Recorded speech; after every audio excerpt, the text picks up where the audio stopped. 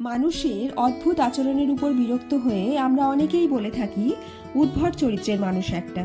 তবে শুনুন, ইতিহাসে এমন এক চরিত্রের উল্লেখ আছে যার নাম এই উদ্ভট শব্দ দিয়েই শুরু।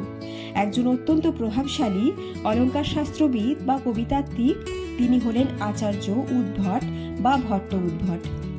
অষ্টম শতাব্দীর অর্থাৎ 779 থেকে 813 খ্রিস্টাব্দে কাশ্মীরের রাজা জয়পীরের সভাকবি ছিলেন। তিনি ছিলেন শিবের উপাসক। তিনি হলেন সংস্কৃত কাব্যশাস্ত্র অলঙ্কার সম্প্রদায়ের অনুসারী এবং তার কাব্যে অলঙ্কারের উপর বিশেষ গুরুত্ব দেয়া হতো। তার সবচেয়ে বিখ্যাত গ্রন্থ হল কাব্যালঙ্কার সার সংগ্রহ। এটি অলঙ্কার শাস্ত্রের ওপর একটি অত্যন্ত গুরুত্বপূর্ণ ও প্রামাণ্য গ্রন্থ, যা ভামহ নামক অন্য এক অলঙ্কারিকের কাব্যালঙ্কার গ্রন্থের উপর ভিত্তি করে রচিত।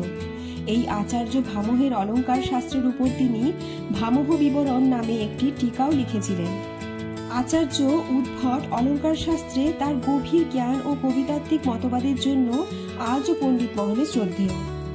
এমনকি তার কাব্যালঙ্কারের দক্ষতায় অনুপ্রাণিত হয়ে তেনালি রামা রচনা করেন উদ্ভটারাধ্যা চরিতামু, যেখানে মূলত শৈব বা শিব ভক্তিমূলক কাহিনী বর্ণিত রয়েছে।